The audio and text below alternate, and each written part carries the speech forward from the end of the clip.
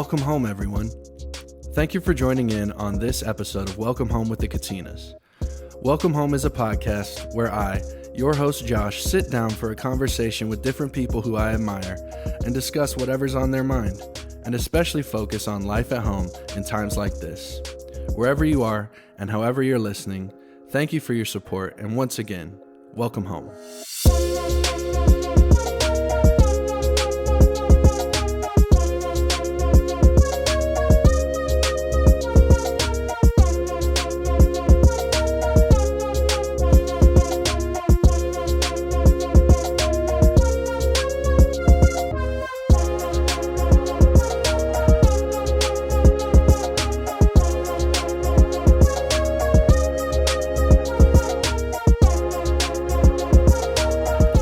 Welcome, everybody. Thank you for joining in on this week's episode of Welcome Home with the Katinas. Hope everyone is enjoying their summer months. I know, so we're pre-recording this episode, but I believe this episode is going to come out right after the 4th of July. So we'll probably get into that a little bit today, uncles. But before we start, I just want to begin by thanking everyone who supports this show. Hopefully you all have been enjoying the new format. I would love to hear your guys' feedback. If you want to leave a review on whatever streaming service you listen to, or in the YouTube comments if you're watching, I'd love to hear any suggestions you guys have. Any feedback at all, positive or negative, I'd really appreciate it.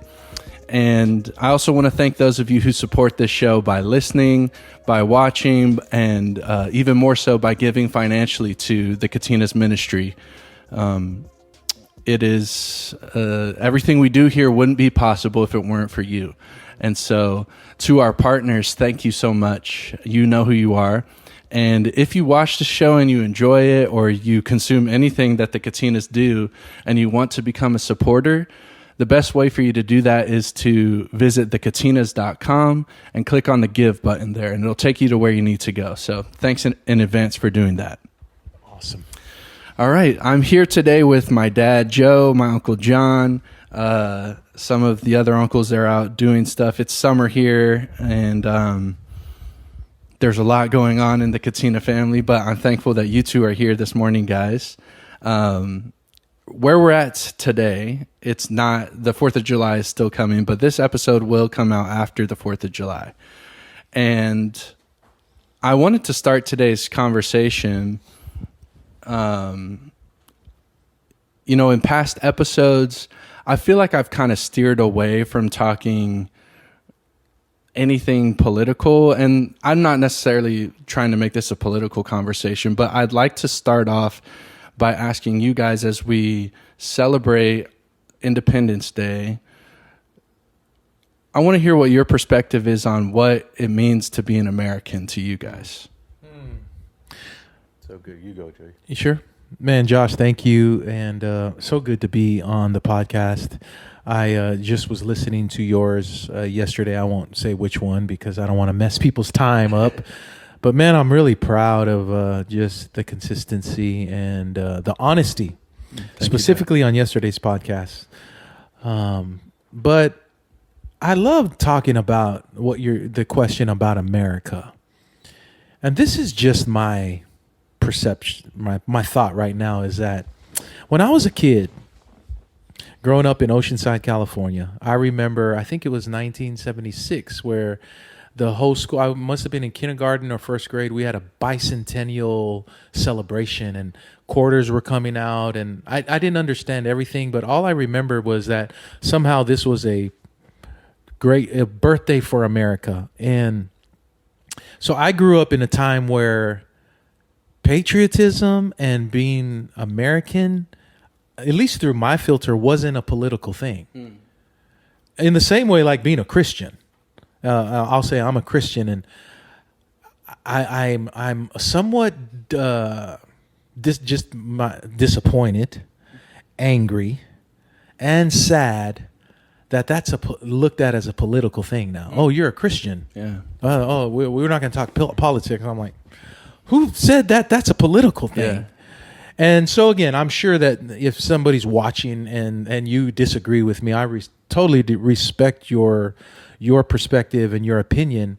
But in my opinion, being American and being proud to be American, for me personally, is not political. It's not politically driven. Yeah. So I was born here. My father, your grandfather, fought for this country. This country is flawed, much like me. And yet there's hope. I find a lot of hope living in America, being born here, the freedoms that I have.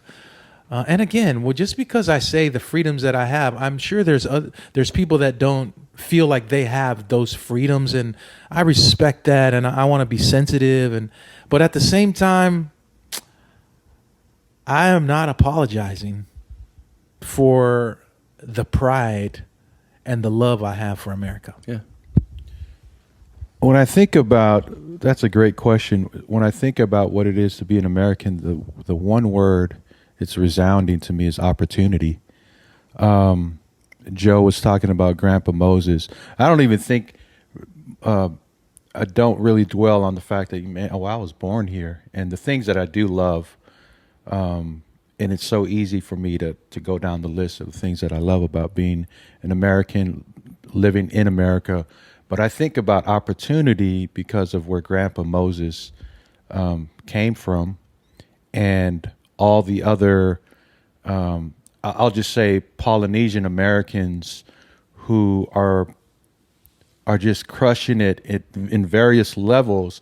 But it all started with an opportunity from their parents and their parents' parents. That's what makes America still to date, even though we're flawed and we're broken, still by far the greatest country in the world. And I think the opportunities are for people from all backgrounds and all journeys of coming into this country, whether it be in the right way or the wrong way, however you look at it. Everybody, if you so choose to, has an opportunity to win and to make it. I think that's something that's overlooked. And my hope for the younger generation is to remember that those same opportunities, they weren't just for the stories that we've lived in our journeys, but they're for you too.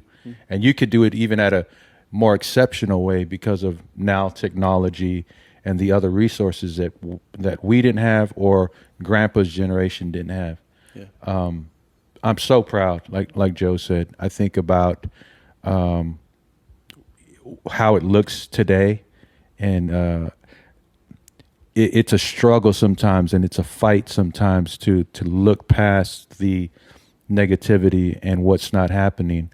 But I think if you just remember, a lot of times we hear all the message. Nah, don't remember the past. The past doesn't define you. But I think there's value in remembering where you came from, remembering how it all happened for you, and that'll hopefully dictate where you will continue to go.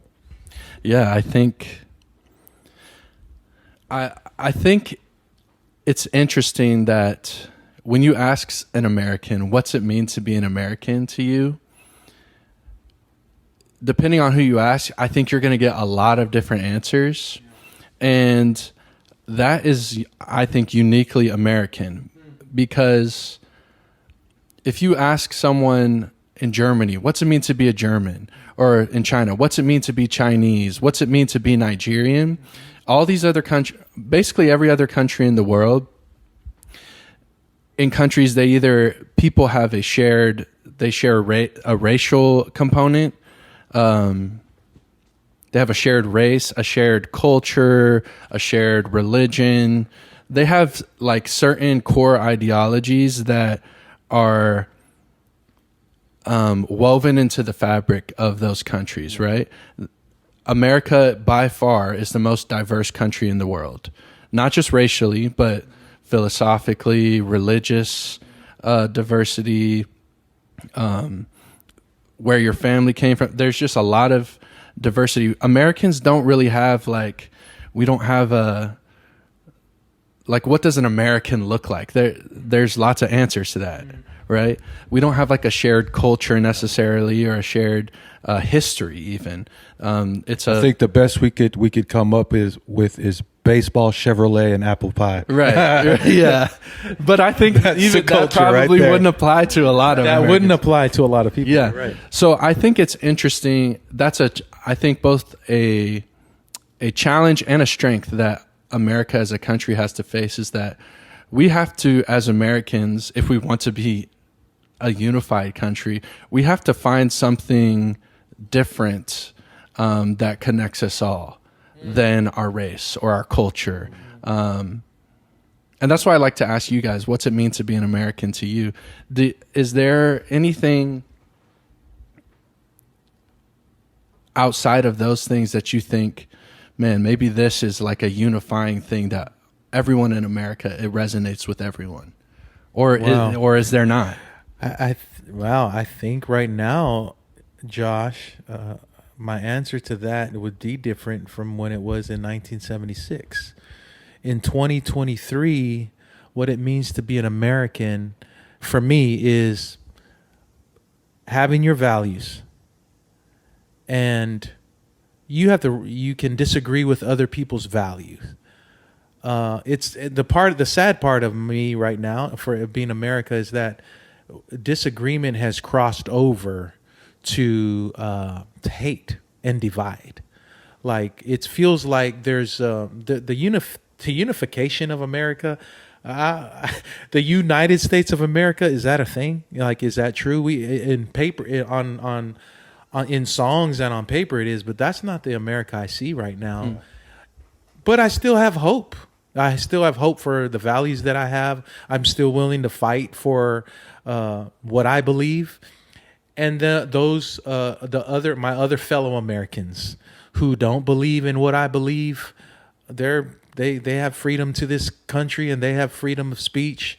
I think we're fighting for the freedom of speech. If I don't agree with the narrative of what's going on in any area of religion, race, gender, and all of that stuff, to me, the sad part of being an American is the freedom of speech is gone. They can say, "Oh no, you can say what you want to say." Really? But no, you're going to cancel me. In which I can say, "Well, I don't care about being canceled." I think part of that is truth, but am I going to be able to earn a living for my family? Am I going to be able to go out in public and not be shamed for what I believe? I think America, we're in the tension of that right now. Yeah. I think that's a good word, tension. Just feels like everywhere you turn, be it the media or in your own community, at the workplace, just feels very tense. Everybody's on pins and needles, and they're walking on eggshells because they don't want to say the wrong thing. But yet, in the Constitution, which was a part of the fabric of our country, there is those articles of freedom of speech and or freedom just in general, and it just doesn't feel like we're a very free people. Some people are okay with that. I love that our forefathers, God rest their souls, and even our military today continue to, at the very top, what are you fighting for? What we're fighting for, we continue to risk our lives every day, first and foremost for the freedom of our country. And it's just like, it's being taken away slowly but surely. The last 3 years has definitely been an indication that, just like Joe said, just tension at everywhere you turn. I do continue to have hope. I think everyone just has to continue to believe for that individually and do what you can. Come against fear and being afraid. The whole cancel culture is really a new kind of a new thing, and hopefully there's more people that can come against that if you believe in freedom and the foundation of what America was founded on. I like that you guys brought up cancel culture, because I feel like I grew up in cancel culture. I remember in high school when I first started seeing people get canceled on Twitter for stuff they said or did or whatever. And this is just my perspective on it, and maybe you guys can push back, but I've always seen cancel culture being something that the right blames on the left, right?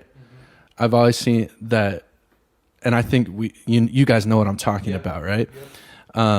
But I feel like I've been seeing this trend recently where it seems like it's bled over to the right as well.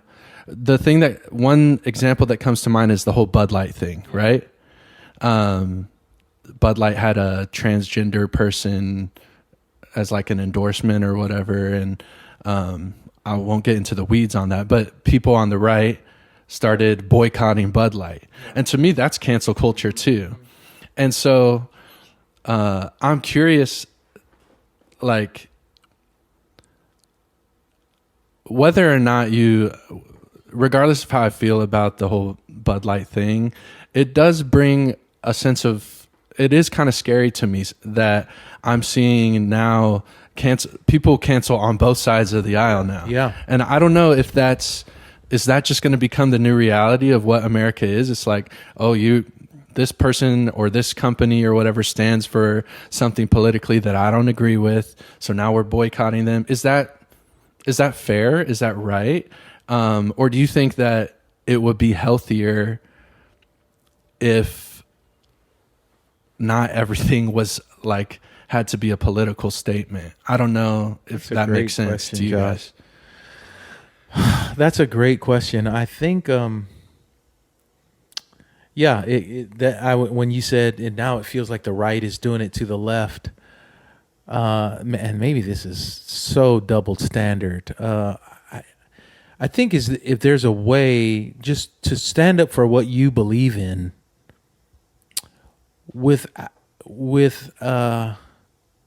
just stand up with you. If you don't want to support a cause, that's fine. You don't go to Target, don't go buy Bud Light, whatever but at the same time, there should be freedom for people can fight for what they want to be free, right? Like, and I think what the cancel culture, I think what it has done, let's say it did start from the left. Oh, he said this, cancel him.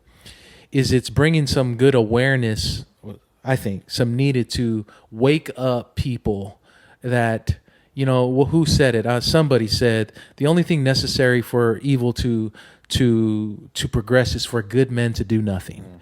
I think in America, and I'm part of that. I'm not pointing like, yeah, America.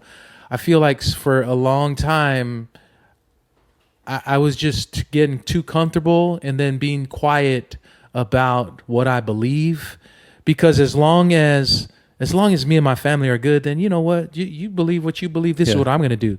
Here's the problem now, though. I feel like children are generations coming after us, people without a voice, people without money, people without influence are coming into this world, in my opinion, with this so much confusion because a few people with a lot of influence and a lot of money are very loud and very wise in what they want how they want this world to country to quote unquote progress. Mm-hmm. I don't think it's progression. And that's my opinion. So it's time for it. Then I need to do, what am I going to do? Just do nothing? Mm-hmm. No, man, what you say about this stuff, that's craziness. Yeah. So I don't know if I answered your question, but yeah, should everybody just feel free to say what they want to say? Again, I think we're in America. Yeah. We can, you know what? I don't agree with that. I'm not just going to let you, in my opinion, I don't agree with letting a little child decide who they are. Mm-hmm. They have no clue. Mm-hmm. I'm 53. I'm on this. Who am I? Yeah. And I've done some stupid stuff. Mm-hmm. So if I'm going to if I have to feed my child because they can't feed themselves, if I have to dress them because they can't dress themselves, I sure as hell am not going to let them say what gender they are. Yeah, I think it's funny to me. I have these feelings, even just having this conversation, where I'm like, that cancel culture comes in my head. I'm like, what are people going to think? Are we going to be canceled but the week after this episode comes out? That is sad to me. Yeah. And I don't know. You might be wrong. You might be right, Dad. Yeah. But I know. Yes. I understand that. But I agree that I think you should have the right to be wrong or right. And if people don't want to listen to you, or if that changes a perception of you, I guess that it is what it is. You can't control all of that. But hopefully America can come to a place where we can have conversations like this, and I don't have to think about, are we going to get canceled? Yeah. And I don't know if that's possible. Sure. I don't know. Yeah, right now, the temperature that we're in, it doesn't seem like that's where things are headed. I think things are headed more to where, man, if you disagree with me, I'm boycotting you. I'm saying all the nasty things to keep people from endorsing you or your products. But I like the idea, man, to just to stand up on your principles and your values. I'm very much a conservative in my worldviews with social issues. Where I have to watch myself is because I could, or there have been times in the past and maybe even recently where I've shared some things, and I'm sure they've been offensive to other people. I like what Jackie Hill Perry said. She was talking about symbolisms and signs like the rainbow,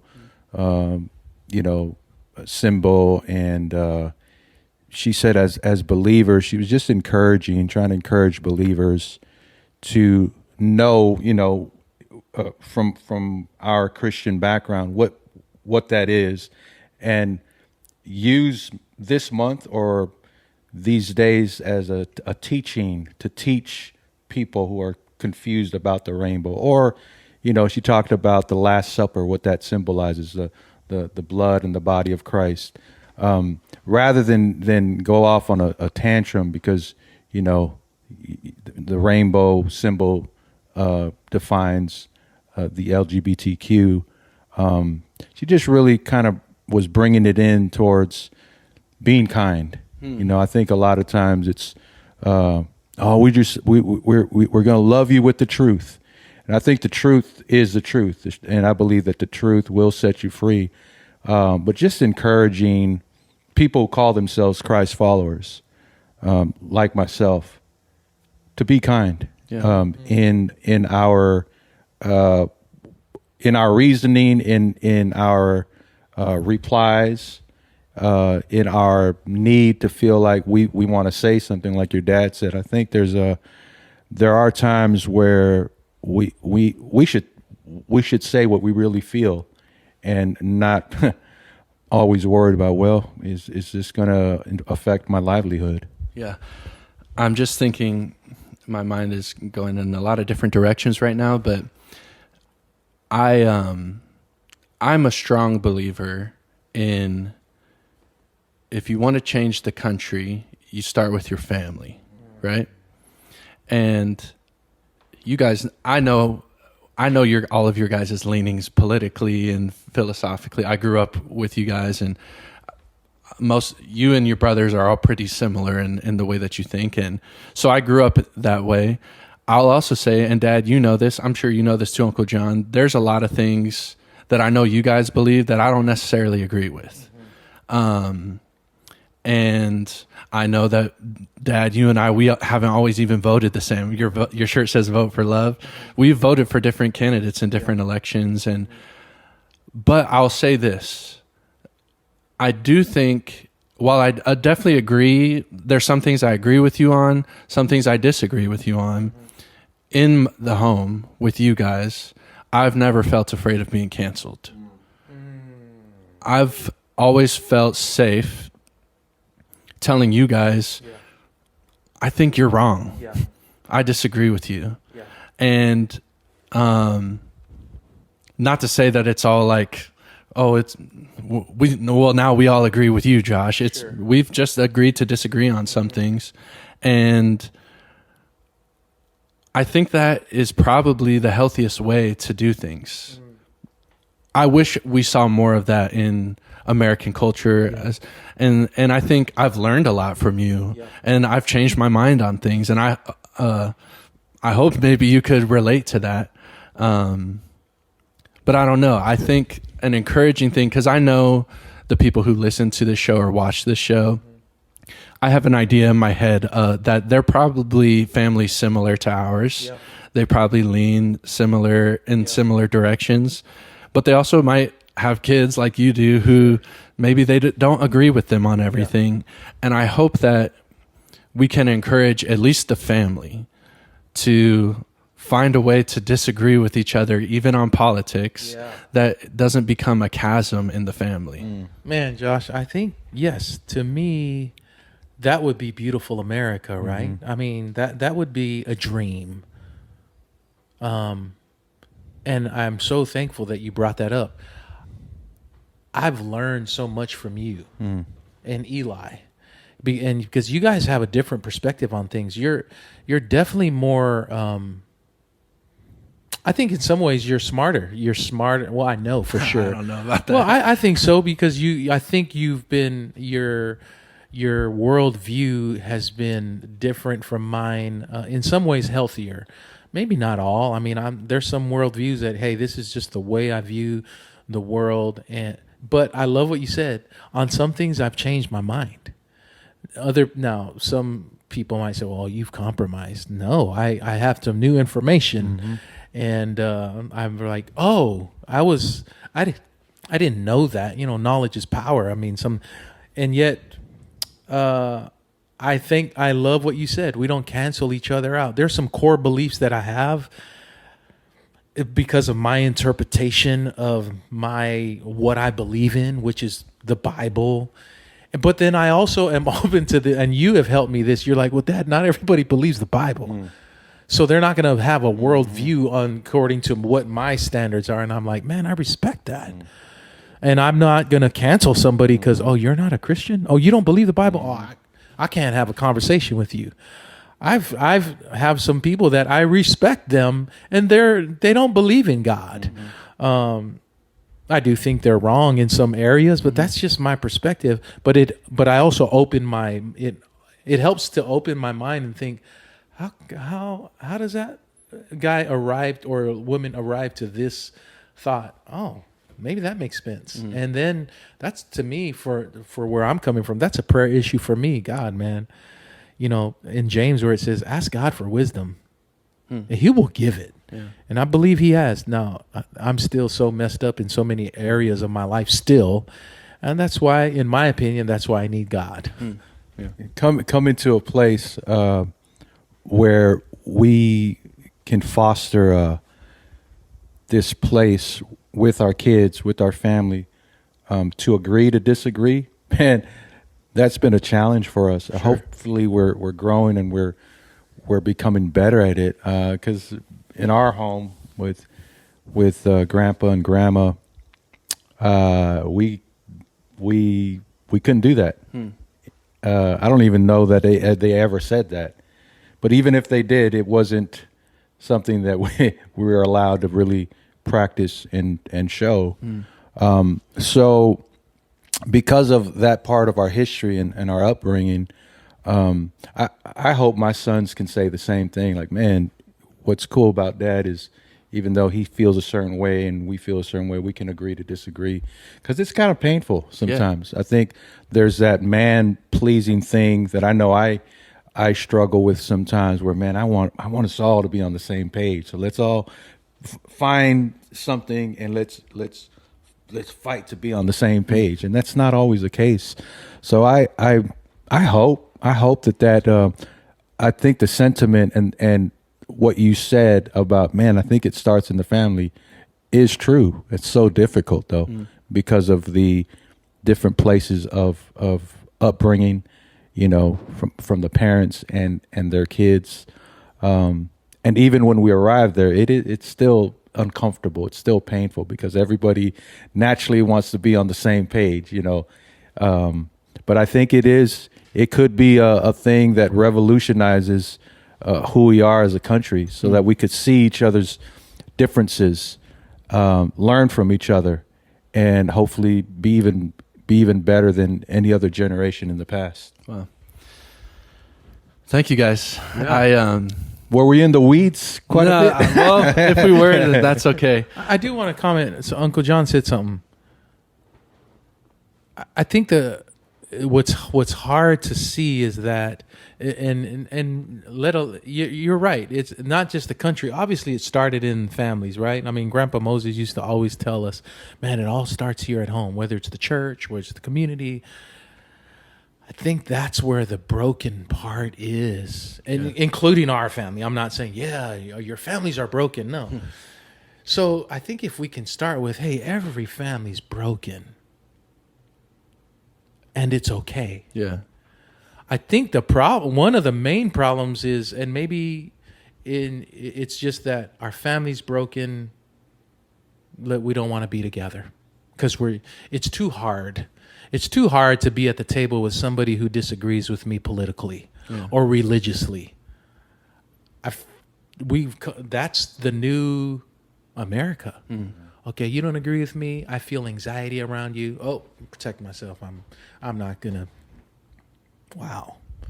I just think, man, family is worth more than that. Yeah, I agree. That's my opinion. Yeah.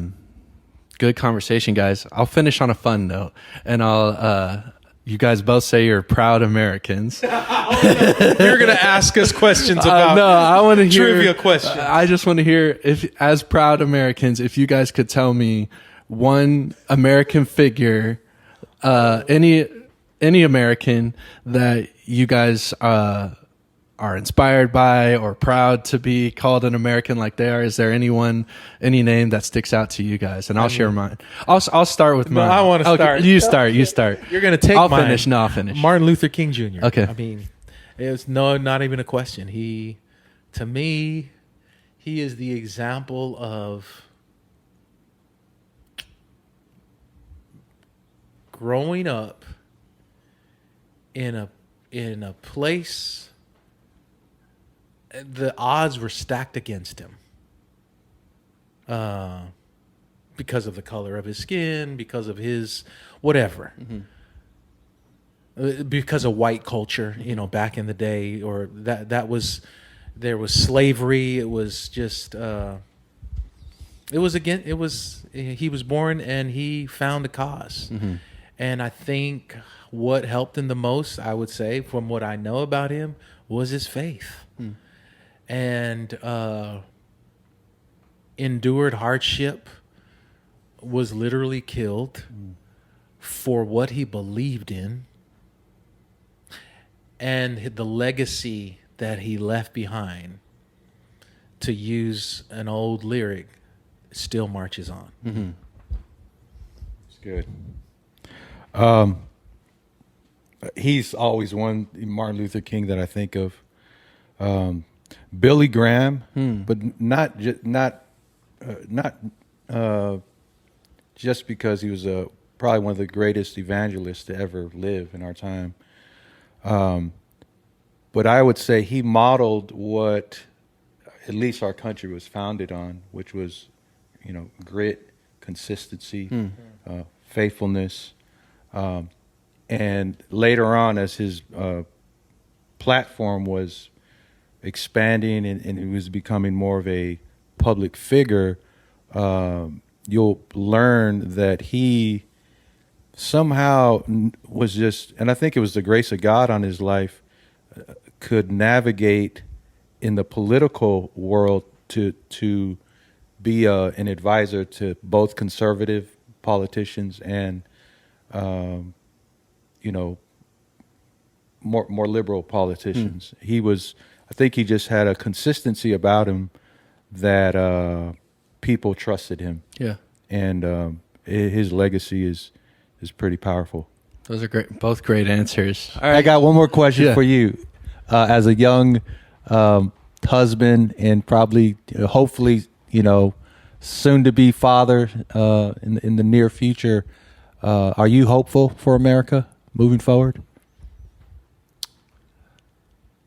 That's a good question. My answer is yes. And the reason I'm hopeful is because I know from my experience, so my brother just had a baby, Josiah Brooks. And I know Josiah Brooks is an American. And I know that he has a good dad and a good mom, good grandparents, hopefully an okay uncle. And I believe that there's enough good families out there, not perfect families, but good families that are raising up people like Josiah Brooks. And so I'm hopeful that America will be shaped by people like my brother Eli and Amelia. And I know that Josiah, he's going to be a great man, a great family man, good, man. and he's also going to be a great American. And so, yeah, I am hopeful. So good. Me too. Thank you, guys. It's good, Josh. First time we've ever had a conversation like this on the podcast. Cue the Lee Greenwood yeah. song right about What do you now, mean, man. like conversation like this? The most politically charged conversation I think we've had on the podcast. So, YouTube, don't take us down, please. All right. To those of you listening, thank you for tuning in. We'll be back with more episodes soon. Have a great day.